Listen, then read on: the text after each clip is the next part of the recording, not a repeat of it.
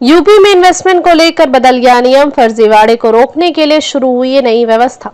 उत्तर प्रदेश में अब निवेश करने के लिए कंपनियों को आवेदन के समय ही पैन कार्ड की भी जानकारी देनी होगी। इन्वेस्ट यूपी ने निवेश में फर्जीवाड़े को रोकने के लिए व्यवस्था बनाने की तैयारी शुरू कर दी है।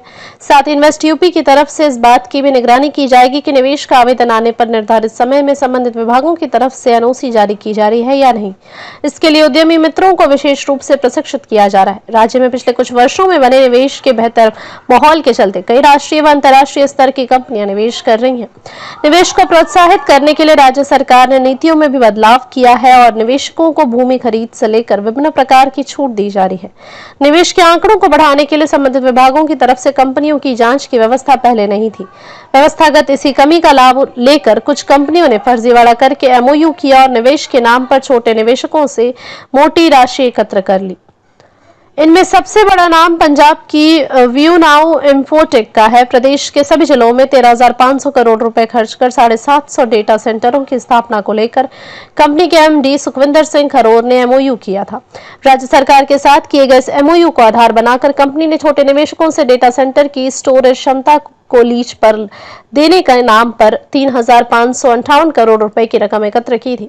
कंपनी के एमडी ने उक्त रकम को डेटा सेंटर में निवेश करने की बजाय विभिन्न माध्यमों से विदेश में स्थानांतरित कर दिया था। प्रवर्तन निदेशालय ने नोएडा पुलिस द्वारा दर्ज की गई एफआईआर के आधार पर कंपनी के फर्जीवाड़े की जांच की थी और फरवरी में दिल्ली हवाई अड्डे से एमडी व उनकी पत्नी डिंपल खरोर को विदेश भागते समय गिरफ्तार कर लिया था। इस बारे में औद्योगिक विकास मंत्री नंद गोपाल गुप्ता नंदी का कहना है कि अब निवेश में और पारदर्शिता लाने व निवेशकों का भरोसा बढ़ाने के लिए आवेदन के समय पैन कार्ड की जानकारी लेना जरूरी किया जा रहा है। साथ ही कंपनी के प्रोफाइल की जांच करने के बाद एमओयू करने की भी व्यवस्था बनाई जा रही है। इससे निवेश को लेकर होने वाले एमओयू के बाद ज्यादा से ज्यादा निवेश को धरातल पर उतारा जा सकेगा। राज्य सरकार के साथ किए गए इस एमओयू को आधार बनाकर कंपनी ने छोटे निवेशकों से डेटा सेंटर की स्टोरेज क्षमता को लीज पर देने के नाम पर 3,558 करोड़ रुपए की रकम एकत्र की थी। कंपनी के एमडी ने उक्त रकम को डेटा सेंटर में निवेश करने की बजाय विभिन्न माध्यमों से विदेश में स्थानांतरित कर दिया था। प्रवर्तन निदेशालय ने नोएडा पुलिस द्वारा दर्ज की गई एफआईआर के आधार पर कंपनी के फर्जीवाड़े की जांच की थी और फरवरी में दिल्ली हवाई अड्डे से एमडी व उनकी पत्नी डिंपल खरोर को विदेश भागते समय गिरफ्तार कर लिया।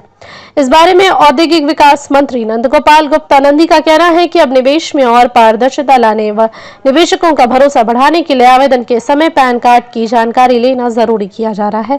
साथ ही कंपनी के प्रोफाइल की जांच करने के बाद एमओयू करने की भी व्यवस्था बनाई जा रही है। इससे निवेश को लेकर होने वाले एमओयू के बाद ज्यादा से ज्यादा निवेश को धरातल पर उतारा जा सकेगा।